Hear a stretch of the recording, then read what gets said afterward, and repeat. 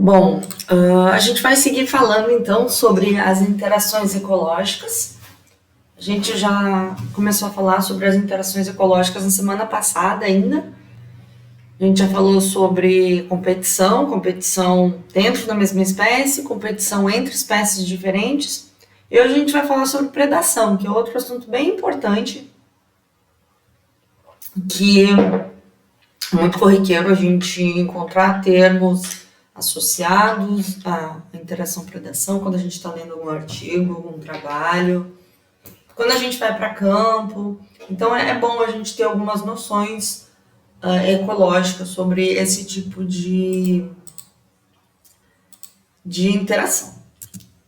Pois bem, a predação, gente, ela refere-se ao consumo ou inteiro ou parcial de algum organismo vivo. Então, assim, eu coloquei aqui a imagem de uma serpente tentando predar um passarinho. Aqui a gente tem essa ave tentando predar esse inseto aqui. Isso parece uma libélula, né? Então, nesse caso, a gente vai ter um indivíduo que vai estar tentando ingerir outro. Esse consumo ele pode ser inteiro no sentido do animal ser comido, de um animal consumir o recurso inteiro. Então, por exemplo, uma serpente, uma sucuri, ela geralmente tende a consumir um animal inteiro, tá? Enquanto, por outro lado, a gente tem organismos que só vão comer uma parte, tá? Por exemplo, tem organismos que pegam uma presa viva e comem ou só a cabeça, ou só o rabo. Lembrando que predação, apesar de eu ter colocado só imagens aqui de animais, a predação ela também pode se referir à planta, tá? A gente pode ter um animal predando uma planta ou uma planta predando um animal, como é o caso das plantas carnívoras, tá? Pois bem, agora que teoricamente você sabe o que é a predação, né? Uma interação positivo-negativa, porque quem está se alimentando está sendo beneficiado, mas quem está sendo predado está sendo prejudicado. Então, agora que vocês já sabem que a predação é uma relação do tipo positivo e negativo, uma relação desarmônica, onde a gente pode ter o consumo inteiro ou parcial, pode ser de uma planta, de um animal, a gente já pode falar mais sobre os tipos de predação. A gente vai ter um monte de tipo diferente de predação na natureza, tá? Eu vou falar para vocês dos principais tipos, do que vocês mais vão encontrar na literatura. O primeiro tipo de predação que eu vou falar para vocês é a predação que é realizada por animais onívoros. Vocês sabem o que é um animal onívoro? Os onívoros, gente, eles são animais bem generalistas. Eles comem de tudo. Então, no caso dos onívoros, como o lobo-guará, para quem não conhece isso aqui, esse canídeo aqui, ele é um lobo-guará onívoro. O próprio tucano, ele também pode ser considerado um animal onívoro. Por quê? Eles têm uma dieta muito ampla, eles consomem diferentes tipos de recurso, eles comem tanto animais quanto plantas, tá? Eles têm uma dieta bem variada. O tucano, por exemplo, na minha direita aqui, essa imagem direita. O tucano, ele pode comer sapo. Um tucano, ele pode comer pequenos pássaros, pequenas aves. O tucano pode comer serpente, ao mesmo tempo que ele também pode comer frutos. Dependendo do local que vocês forem, no interior, pode ser muito comum a gente ver tucanos se alimentando de frutos, ou num pé de açaí, ou em alguma outra palmeira ou outra árvore. Eles estão comendo lá os frutinhos, né?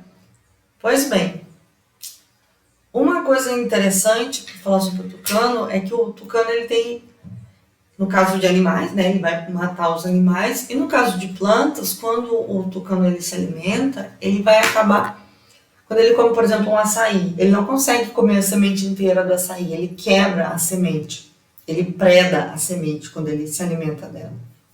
Então, por isso que ele é considerado um predador onívoro, tá? Então a semente ela acaba sendo destruída, ela não pode germinar, porque depois que a semente quebra, ela não germina mais. Então é por isso que o tucano é um animal onívoro, ele tem uma dieta muito ampla e tudo que ele se alimenta, seja semente, seja animais, ele vai acabar gerando uma certa destruição, tá? Lembrando que a onivoria não necessariamente está associada à destruição de tudo. Isso que eu falei agora se referiu mais estritamente ao tucano. O lobo-guará, esse outro animalzinho aqui, ele também é onívoro. Por quê? O lobo-guará, ele também pode comer pequenos mamíferos, ele pode comer pequenos anfíbios, pequenas aves, ao mesmo tempo que ele também vai comer frutos, ele também vai comer algumas sementes. Então ele tem uma dieta bem balanceada. Sempre que a gente vê indivíduos que comem um pouco de tudo, são considerados onívoros. Os próprios humanos são considerados seres onívoros, porque os humanos eles vão comer de tudo, né? Então vamos pensar um humano não vegano ou não vegetariano. Um humano ele pode se alimentar de carne, pode se alimentar de ovos, pode se alimentar de folhas, de frutos, de sementes. Então nós também somos onívoros, tá? Em especial o organismo dos onívoros é adaptado a digerir esses diferentes tipos de alimentos. Os onívoros são diferentes dos herbívoros. Os herbívoros eles também podem ser considerados predadores, só que os herbívoros eles têm uma dieta mais restrita a plantas, tá? Então sempre que a gente fala herbivoria, vocês podem pensar nesse prefixo aqui de herb, mais associado a herbáceas, tá? Herb vem de herbácea, então eles se alimentam de pequenas herbáceas, folhas. Um exemplo clássico que a gente tem de herbívoro são as vacas, por exemplo. As vacas se alimentam de pasto e afins e similares. Eles têm, em geral, os herbívoros, eles têm um organismo que ele está adaptado para poder digerir a celulose que essas herbáceas têm, tá? Além das vacas, quem mais que é herbívoro? Pensando ainda em vertebrado, o koala é um herbívoro muito famoso. O que mais que a gente vai ter? Muitos artrópodes, muitos insetos, tá? Eles também são considerados herbívoros. Eles podem predar plantas. Quem já teve problema com larva de borboleta, por exemplo? Quem já viu essas larvas comendo folhas, essas coisas? Geralmente isso é mais comum em quem planta, quem cultiva, quem tem horta, por exemplo. Às vezes é comum você ter alguns artrópodes que começam a predar as folhas, tá? Por exemplo, quem planta couve. Couve ela é uma planta que ela tende a ser muito predada por diferentes larvas, enfim, animais herbívoros, tá? Então, os herbívoros também podem ser considerados predadores. Então, o onívoro come de tudo, o herbívoro vai comer predominantemente planta, e os carnívoros, é fácil, né? Os carnívoros, eles se alimentam mais de carne. Lembrando que eu não estou aqui falando só de carne vermelha, tá? A gente vai ter um amplo espectro dentro dos carnívoros. Os carnívoros, eles vão se alimentar predominantemente de proteínas da carne. Nesse primeiro slide aqui eu mostrei o lobo-guará. O lobo-guará é onívoro. O lobo-guará é diferente, tá, desse cachorro do mato. Cachorro do mato que é um carnívoro. Quem mais que é carnívoro? A gente pode ter a sucuri, a gente pode ter a onça, enfim. Isso significa que os carnívoros nunca vão comer um fruto, nunca vão comer uma semente? Não, tá? Lembrando que essas classificações para tipo de predador, eles usam muito a palavra predominantemente. Então, um carnívoro come predominantemente proteínas, tá? Proteínas da carne, e afins. Mas ocasionalmente eles podem se alimentar de algum fruto, mas a maior parte da dieta deles é composta por carne. Dentro dos carnívoros, como a gente tem diferentes tipos de carne, a gente pode ter muitas especializações, então nem todos os carnívoros vão ser iguais, nem todos os carnívoros vão ter uma dieta exatamente igual. Então, assim, dependendo do que a espécie come, dependendo do tipo de proteína que é consumida pelos carnívoros, esse carnívoro ele pode receber uma denominação especial. Como assim, prof? Por exemplo, insetívoro. Insetívoros podem ser considerados um tipo de carnívoro. Eles são carnívoros que se alimentam predominantemente de insetos. Então a gente vai ter, por exemplo, lagartos, iguana, aqui tem iguana pra caramba, né? As iguanas, elas se alimentam predominantemente de insetos. Elas podem comer também frutos, mas lembrando, a maior parte da dieta dela pode ser pode ser composta por insetos e artrópodes. Aqui do outro lado eu coloquei uma outra ave que também se alimenta predominantemente de insetos.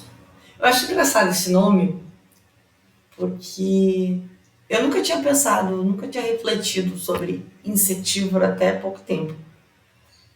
Quando a gente lê insetívoro, talvez vocês pensem só em inseto, mas na verdade, insetívoros se alimentam de artrópodes como um todo. Então, eles podem se alimentar de lacraias, podem se alimentar de aranhas, tá? Então, lembra, quando vocês verem o termo insetívoro, pensem que não necessariamente esses animais vão se alimentar de insetos, eles podem estar se alimentando de outros tipos de artrópode.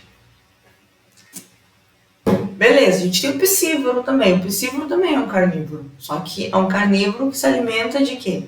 Predominantemente de peixe.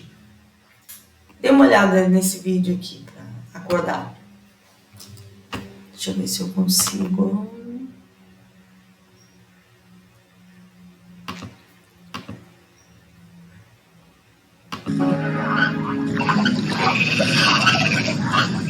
Un martín pescador al acecho se percata de su presa.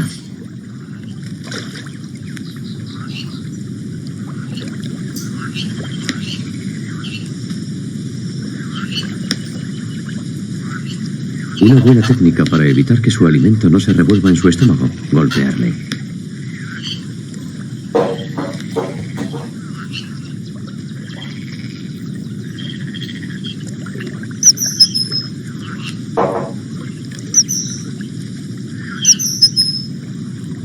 El martín pescador no persigue a sus víctimas bajo el agua.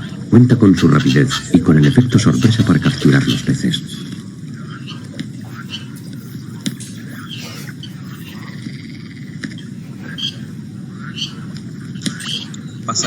Para el consumo propio, el martín pescador engulle al pescado primero por la cabeza. Né?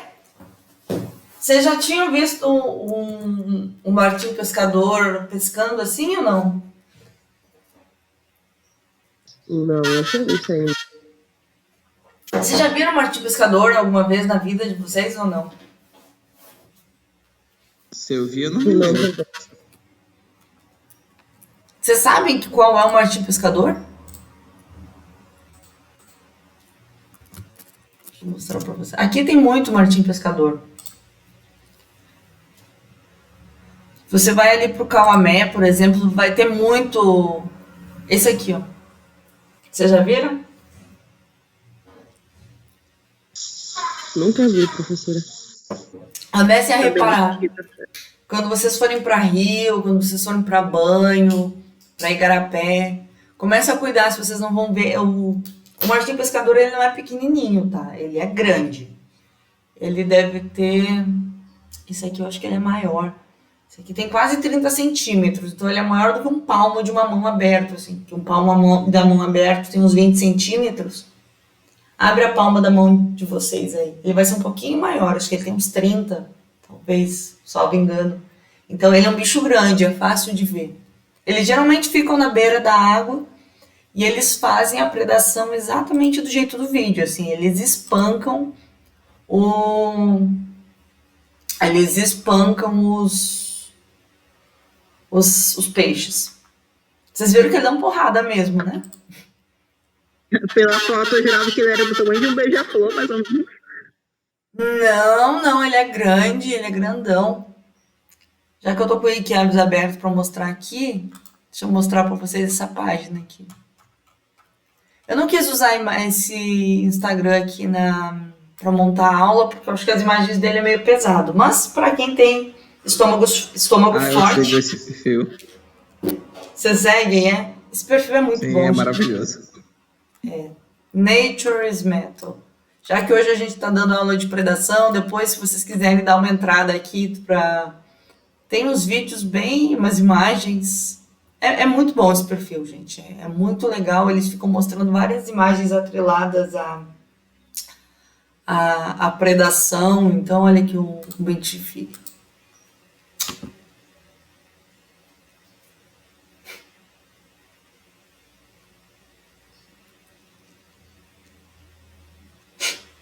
Eu acho legal que as pessoas dizem, os animais são tão fofinhos. Aí você vê os animais predando os outros, assim, espancando. Professor, eu não sei se a senhora já ouviu falar de um passarinho que é picanço, o nome dele, é até meu sobrenome. Que é um Picanço. passarinho meio doente da cabeça, que ele preda lagarto, inseto. Aí ele vai em árvore, que geralmente tem espinho longo, e empala os bichos e deixa lá, Caramba! como reserva de alimento dele. Eu vou procurar sobre Ele ele. pega e enfia pra matar e deixa lá guardado. Aí quando ele sente fome, ele vai lá, come o bracinho, a cabeça. Gente, que legal! Eu até vou anotar aqui para pesquisar depois sobre isso. Ele é da onde, você sabe? Professora, se eu não me engano, ele é da África, eu acho. Se eu não me engano. Legal. Ali da África subsaariana, eu acho. Sim. Não me recordo muito bem. São estratégias, né? Porque nem sempre o indivíduo ele vai ter alimento, vai ter recurso disponível, então é realmente uma boa estratégia. Pode parecer meio cruel, mas infelizmente é a vida, né? Vocês já conheciam essas denominações de onívoro, carnívoro, insetívoro? Vocês tinham claro esses conceitos ou não? Eu ia fazer amor, porque eu não vi esse conceito, não esqueci a maior parte. Esses nomes, em geral, eles são um pouco mais intuitivos, né? Um pouco mais fácil de aprender também, para quem não sabia. A parte que é considerada um pouco mais complexa quando a gente está estudando predação é o que envolve a dinâmica presa-predador, que é o que a gente vai falar a partir de agora. Apesar de que eu acho que vocês vão conseguir pegar bem essa parte, porque não vai ter nada muito diferente do que a gente já falou até agora, né?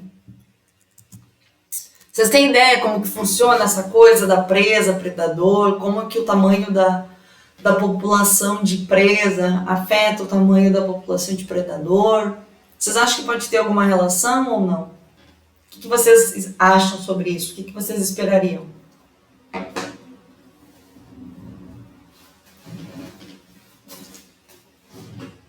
Quando eu tenho muita presa, vocês acham que eu vou ter mais ou menos predador?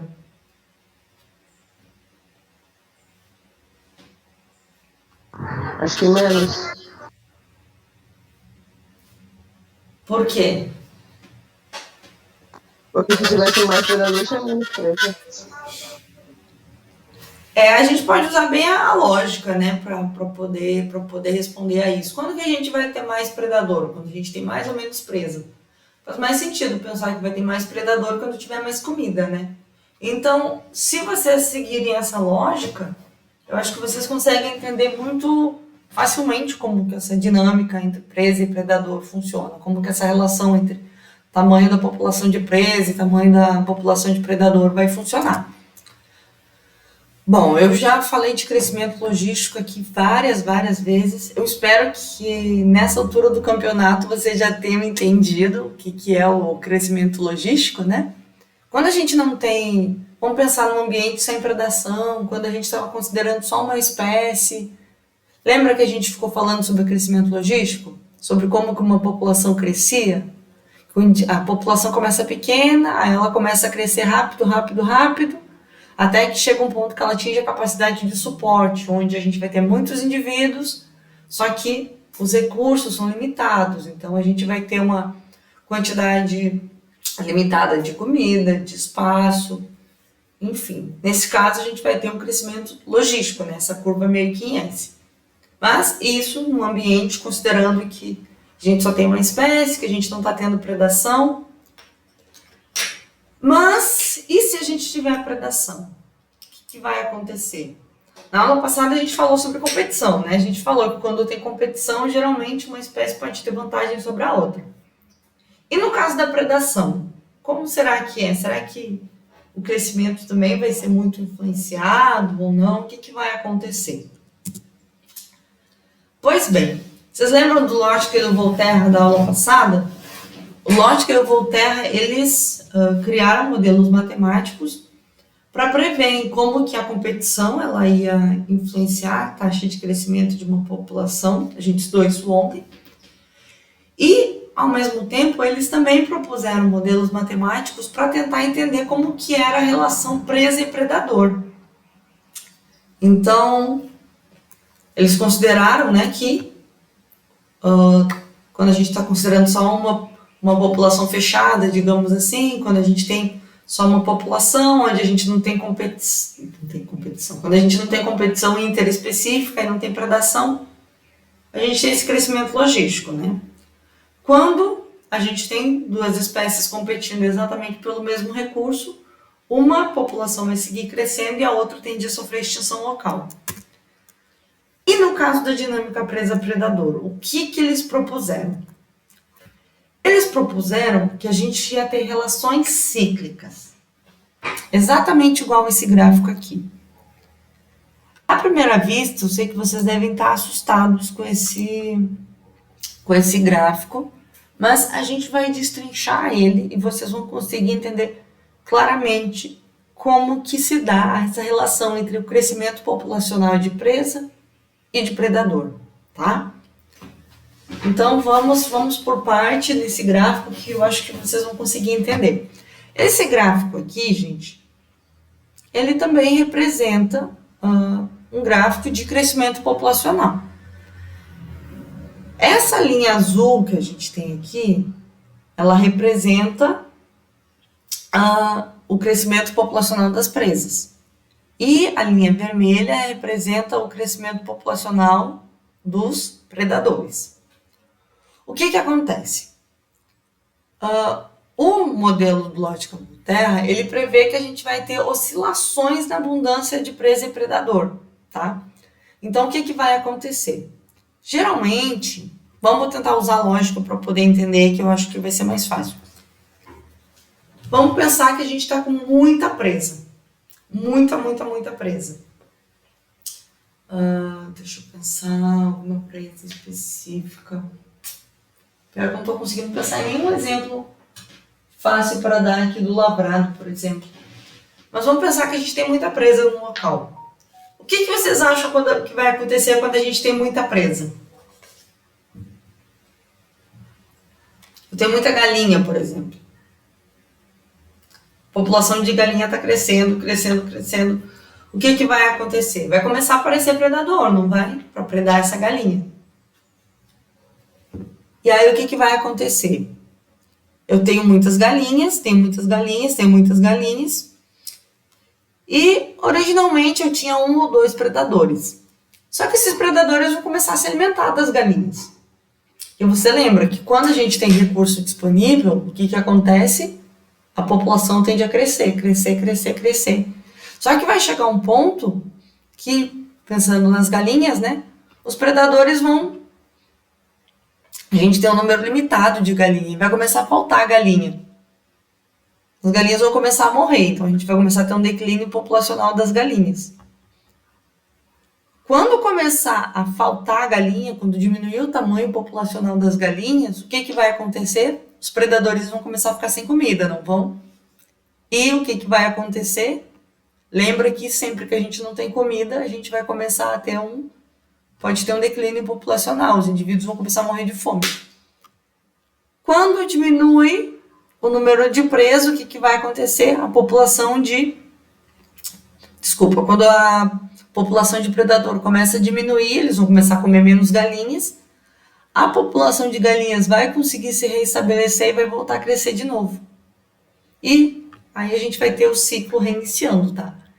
Então, aqui em cima tem uma explicação por partes do que está acontecendo. Ó. A gente vai ter sempre um aumento da população de presas, seguido do aumento por um aumento de predação, né? O aumento no número de predador vai causar um declínio na população de presa, porque pensa, se eu tenho um monte de predador comendo aquelas presas, as presas vão morrer. À medida que a população de presa diminui, o que vai acontecer? Vai começar a faltar comida para os predadores, e os predadores vão começar a morrer. E com menos predador, a população de presa começa a crescer novamente. Isso faz sentido para vocês ou isso é muito complexo de se entender? Você percebe que a gente tem um ciclo?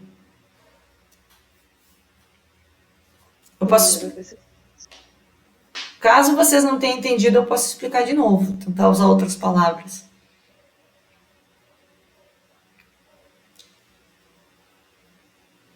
Do ponto de vista biológico, isso faz sentido? Ou não?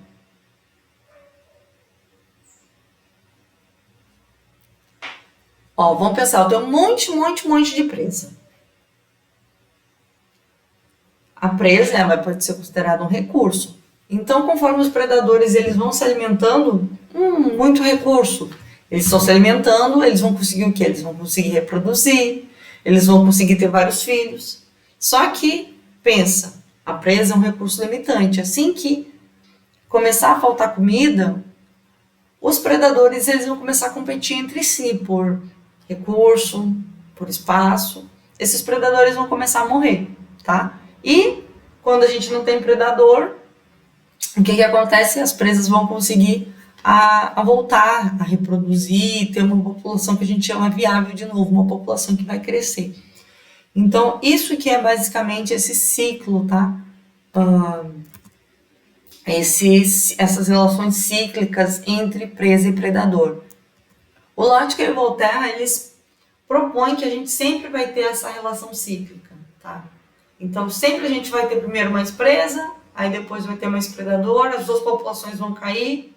Quando as duas caem, a presa vai conseguir se restabelecer de novo. Isso vai ser um ciclo eterno, tá? Essa imagem aqui eu tirei, inclusive, lá do livro do Wycliffe, se vocês podem dar uma olhada lá depois, capítulo 14, eu acho, eu citei agora no final da aula. Então, caso vocês não tenham entendido o que eu falei, vocês podem dar uma olhada lá no livro do Wycliffe, tá? Então, assim, os ciclos entre presa e predador, essa dinâmica presa e predador, ele pode estar altamente sincronizado, tá? Lembra que na aula passada eu falei que tiveram alguns pesquisadores que resolveram testar a hipótese do Lotka-Voltaire em relação à competição? No caso da predação, também tiveram alguns pesquisadores que resolveram testar para ver se isso realmente acontecia. E aí foi feito um experimento com a lince e a lebre, tá? A lince é um felino, né? Salvo engano. A lince, se eu não estiver enganada, ela é um felino. Deixa eu ver se eu não estou falando besteira aqui.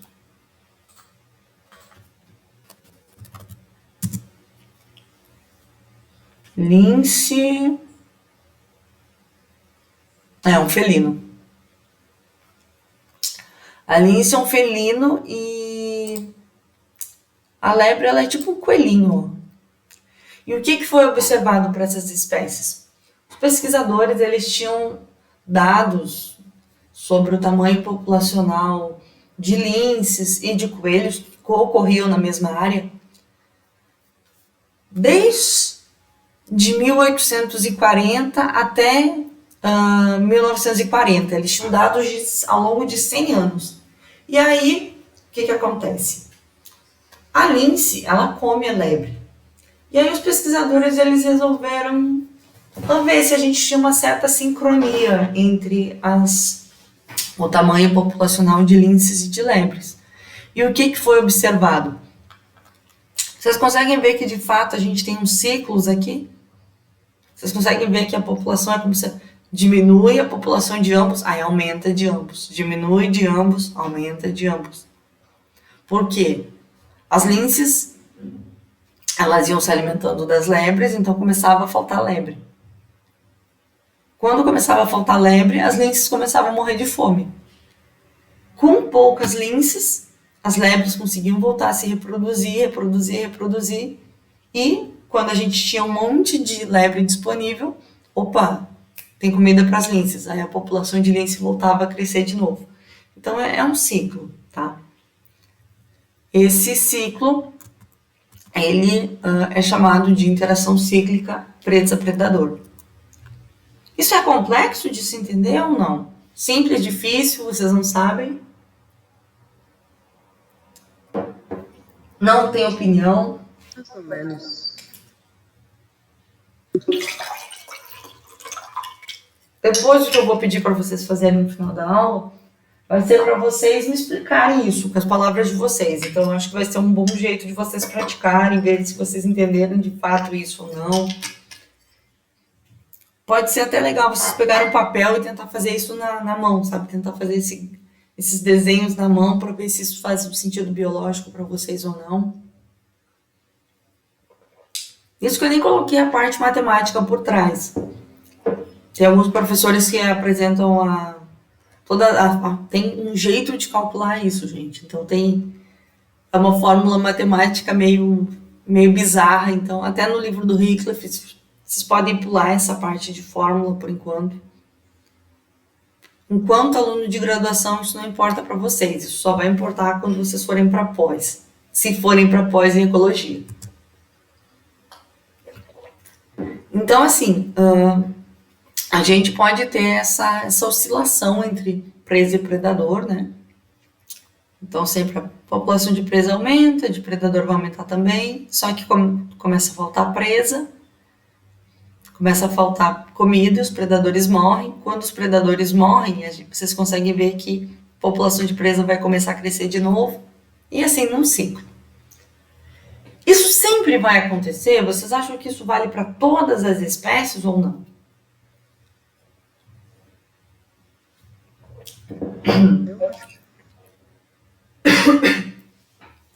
Essa relação ela é observada de fato para muitas espécies, só que a gente não pode generalizar. Por quê? Porque muitas espécies elas acabaram desenvolvendo adaptações ou estratégias evolutivas para tentar fugir dos predadores, para poder evitar a predação. Tem algumas estratégias que são muito interessantes para as presas tentarem diminuir a chance de ser predadas, para elas conseguirem se esconder, tá? Então, assim, existem, apesar da gente ter essa oscilação entre o tamanho populacional de presas e predadores, a gente vai ter um monte de fator que pode estar colaborando para nem sempre a gente ter essa oscilação cíclica, tá? Então, assim, como eu disse, muitos animais têm diferentes estratégias de defesa para tentar fugir dos predadores, tá? Vocês são do tempo desse desenho aqui? Não. Alguém já viu esse desenho? Já. Esse aí esse da frente é o papaléguas e o de trás é o coiote. O papaléguas sempre enganava o coiote, ele não conseguia. O coiote eu acho que nunca conseguiu comer o papaléguas. ele adotava diferentes estratégias de defesa para conseguir escapar, para conseguir fugir. Um tipo de estratégia de defesa muito usado, clássico, é o uso de toca. Então, assim, existem pequenos mamíferos, principalmente pequenos mamíferos, que eles são muito suscetíveis à predação. Então, aqui eu coloquei de um lado um tatu, desse outro lado aqui eu coloquei um tucutuco. O tucutuco, ele é um pequeno roedor que a gente tem lá no sul do Brasil, geralmente em região de duna, região com muita areia. E esses animais, eles são muito suscetíveis a serem predados. Então, esses animais, eles tendem a fazer toca mesmo para poder conseguir fugir de presas. Vocês acham que essas tocas são sempre efetivas ou não?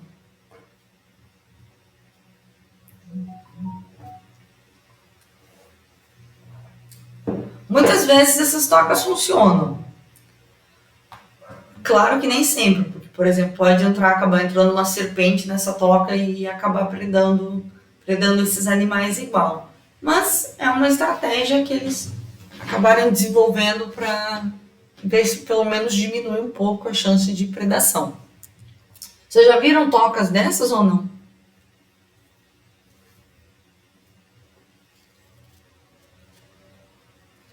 Vocês já viram esses buracos?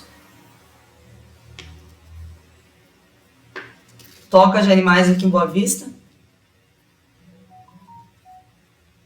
Aqui em Boa Vista tem muito. A minha cachorrinha, ela tem um instinto caçador. Gente, ela é expert em encontrar toca. Do nada ela tá andando e ela encontra toca de diferentes animais. E aí a minha cachorrinha, ela é caçadora. Ela tenta entrar nesses buracos para tentar predar os animais. Como se ela fosse conseguir, né? Ela acha que consegue na cabeça dela. Pois bem. Eu acho que conseguiria dedicar competitivo, mas. Né? Não sei como conta, não. Alcança nem meu joelho, criatura, e acha que vai dar de cara com o pitbull, vai. Pior que é desse jeito mesmo. Bem desse jeito. Então, assim, os animais e plantas, eles acabaram desenvolvendo muitas estratégias para tentar diminuir a chance de eles serem predados. Vai ter um monte de estratégia evolutiva para o animal tentar não ser visto pelo predador, para ele não ser predado e isso, consequentemente, não ter um impacto sobre o tamanho da população daquele organismo, né?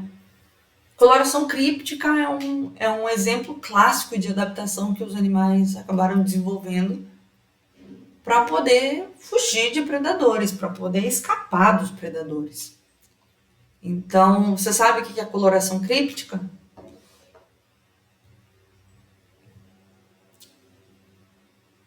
Coloração críptica. Eu tenho uma noção. A coloração críptica, ela geralmente o pessoal chama de... Está atrelado à camuflagem, por exemplo. Aqui, vocês conseguem ver esse animalzinho? Sim, por causa das pernas. Só por causa das pernas, né? Porque ele realmente parece uma folha. E aqui a gente tem um sapo-folha. Esse sapo-folha eu já vi em campo. Ele é... Quando a gente vê foto na internet, ele parece ser muito grande, mas ele é muito pequeno. Ele é do tamanho da unha do mindinho. Ele é muito pequenininho, é um sapinho minúsculo. Você acha que ele realmente é uma folha. Ele parece uma folha picotada, sabe? E aí você só vê que aquilo é um sapo quando a folha começa a mexer. Então, são estratégias que os indivíduos adotaram para poder não ser predados, porque, como eu falei, tem muitos animais que vão se alimentar de pequenos anfíbios, de pequenos répteis. Aves também desenvolveram essas estratégias de camuflagem. Aqui, na minha esquerda, a gente tem um urutau. pode ser a mãe e o filho. Vocês estão vendo esses dois organismos aí? Mãe e filho, num toco? Sim. O urutau, ele tem uma estratégia muito interessante que ele fica paradinho, ele fica imóvel. É muito difícil você ver um urutau quando você está em campo, quando está na mata, enfim, porque eles ficam tão imóveis e eles são tão camuflados que eles realmente parecem um pedacinho de pau. Tem alguns animais que eles não têm a cor exatamente de uma madeira, mas eles são verdes. Por que eles são verdes? Para tentar se confundir com o background, com o plano de fundo, com a vegetação. Então, esses animais verdinhos, eles conseguem se camuflar mais fácil. Tá? Tem vários animais que têm essa estratégia de ter uma coloração meio parecida com a coloração do fundo, para ver se eles conseguem diminuir a chance de serem predados e conseguir manter a população deles com tamanho relativamente viável. O que eu quero que vocês pensem é que todas essas estratégias de defesa, elas vão estar atreladas àquela relação cíclica entre presa e predador. Por quê? Se o indivíduo ele não desenvolve estratégia, se ele não desenvolveu estratégias evolutivas ao longo de toda a história dele, para conseguir fugir de predador, o que vai acontecer? Esses indivíduos eles podem ser muito predados, o tamanho populacional deles pode deixar de ser viável, então a população deles pode cair a um ponto que talvez eles não consigam reproduzir mais. Então, assim, é muito útil do ponto de vista da seleção natural você ter uma coloração mais críptica, você ter uma certa camuflagem para evitar de ser predado, para conseguir manter o tamanho da população viável, um tamanho de população relativamente equilibrado, tá? Isso vai evitar que os indivíduos sejam predados? O que vocês acham? Que nenhum indivíduo vai ser predado por ser camuflado?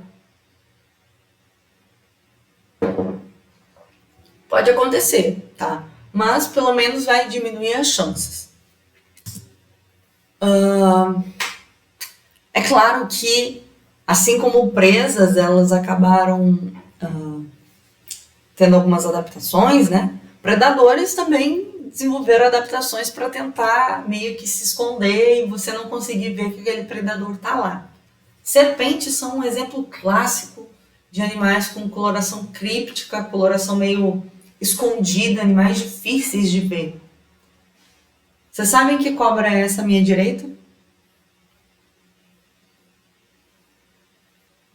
Isso aqui é uma pico de jaca.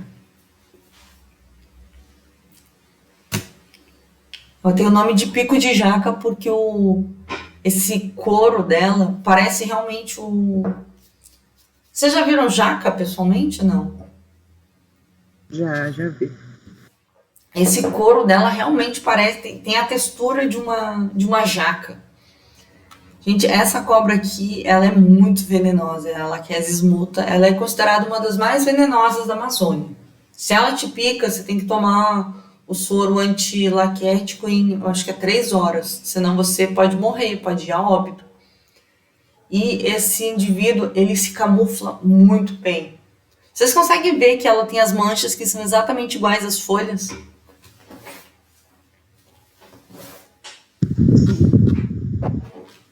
Nossa, eu trabalhei numa área onde os herpetólogos iam lá, todo dia eles encontravam essa serpente, em diferentes pontos. Eu nunca vi essa serpente lá. E eu julgo que eu nunca vi porque ela conseguia se camuflar muito bem, porque era uma área com muita laquésias, muita pico de jaca. E eu nunca conseguia ver, porque ela se camufla muito bem, tá? Isso vale para... Tem as cobras verdes também, você vai ter cobra verde que não é peçonhenta e vai ter cobra verde que é peçonhenta. Essa aqui é a jararaca verde, ela é bem peçonhenta também. Ela parece um cipó, então ela fica no galho. Acho que vocês não estão vendo minha câmera, né? Ela parece um cipó, gente, ela prende o rabinho numa árvore e ela parece um cipó e ela pode pegar, por exemplo, tem uma pessoa andando na mata, ela pode pegar na altura do rosto, ou pegar algum animal que está voando. Então, assim como os predadores, as presas, acabaram desenvolvendo estratégias para tentar fugir dos predadores, os predadores eles também desenvolveram estratégias para conseguir alimento. Então, que a gente está vendo, nossa, essas serpentes são venenosas e tal, mas essas serpentes elas precisam se alimentar, porque senão o que vai acontecer? A população delas vai começar a diminuir, elas vão começar a morrer de fome. Vocês querem que as cobras morram de fome?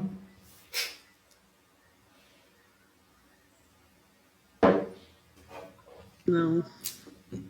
De jeito, mano. Eu já tô apelando, né? Eu já chego a estar apelativa. Então, assim, a gente tem um ciclo. Eu tava conversando com um amigo meu sobre...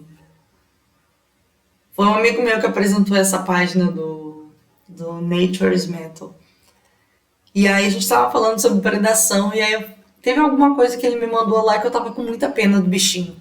Aí ele me perguntou isso. Ah, mas você quer que... Eu nem lembro quem que era o predador. Você quer que o predador morra de fome? Eu falei, não, o predador é bonitinho também. Ele falou, então... Mas a gente acaba tendo principalmente se der um bicho com cara simpática, a gente acaba ficando meio com dó. É um tema polêmico, não é um tema trivial falar de predação, né? Pois bem, ainda falando sobre estratégias evolutivas que os indivíduos eles acabaram desenvolvendo para poder evitar a predação, a gente tem coloração aposemática. Vocês já ouviram falar de coloração aposemática? Não, eu tinha visto essas fotos, mas não sabia que era isso. Esse é o nome. Aposemático, essa coloração aposemática, ela atuaria como uma coloração de advertência. Então, assim, vai ter alguns animais que eles vão ter cores chamativas e essas cores, elas indicam que eles não são palatáveis, tá? Podem anotar essa palavra, que eles não são comestíveis, que se você comer aquele indivíduo, você vai morrer. Geralmente, animais que têm a cor amarelo e vermelho, eles não são palatáveis. Tá? Esses animais que têm essa cor muito chamativa, eles não vão ser palatáveis. Então, se algum organismo se alimentar deles, eles não vão sobreviver. Eu não botei mais foto. Na Amazônia, a gente tem um exemplo clássico, que são os dendrobatídeos. Vocês já ouviram falar desses sapos, os dendrobatídeos? Sim. Eles são muito coloridos. Não tem como você não ver eles. Apesar de eles são pequenininhos também. Eles têm o tamanho da unha do dedão. Mas eles são muito lindos. Deixa eu mostrar aqui para vocês. Mas eles são venenosos. Eles têm uma aparência...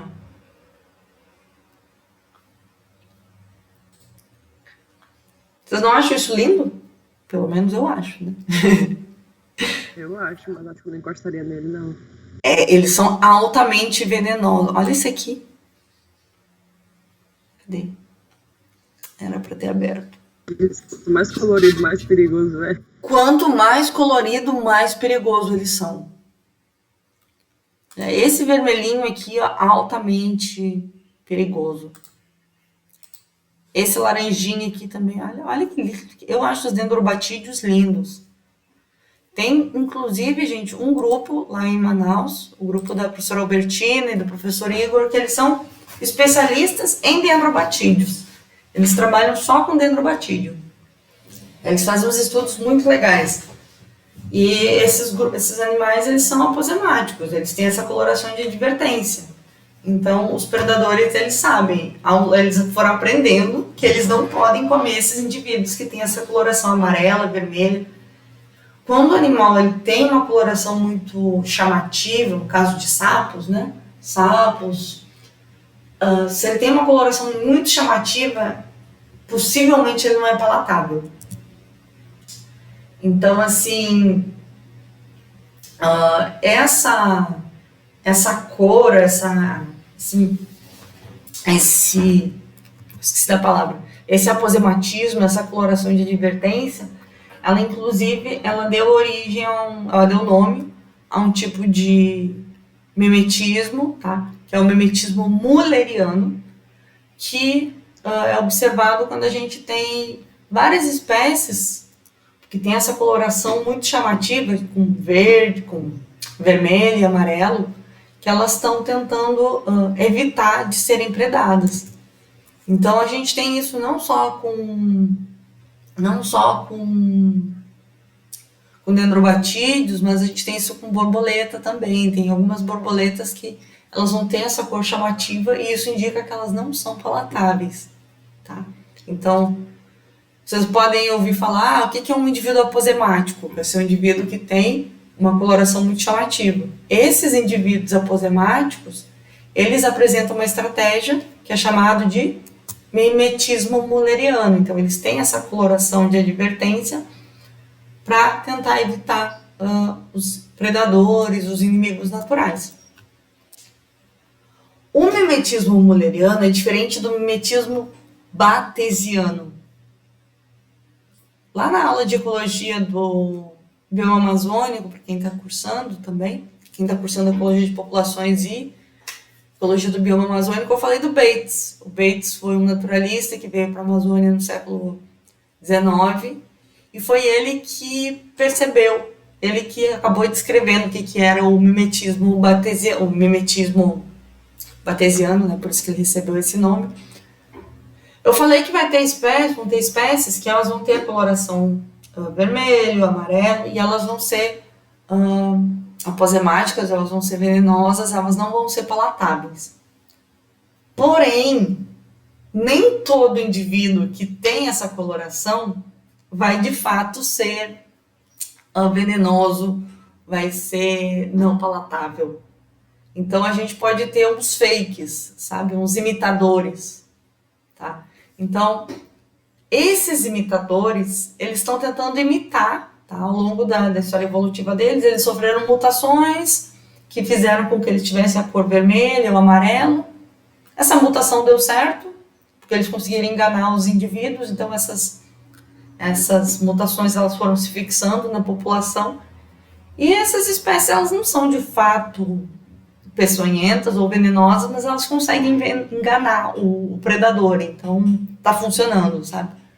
Então, assim, qual é a diferença do mulleriano para o batesiano? O mulleriano, de fato, o indivíduo é venenoso, é peçonhento, tá? Eu tenho a coloração chamativa, por favor, não me prende. E o batesiano são espécies fake, eles imitam, eles têm uma cor chamativa, mas na verdade eles não oferecem risco, tá? Mas por via das dúvidas a gente evita, tipo a cobra coral, tá? Você já ouviu falar em cobra coral verdadeira e falsa? Já sim. Aqui eu coloquei uma imagem de uma cobra coral verdadeira que a gente tem aqui em Roraima. Olha, ela é vermelha e preta. E aqui à minha direita eu coloquei uma coral falsa.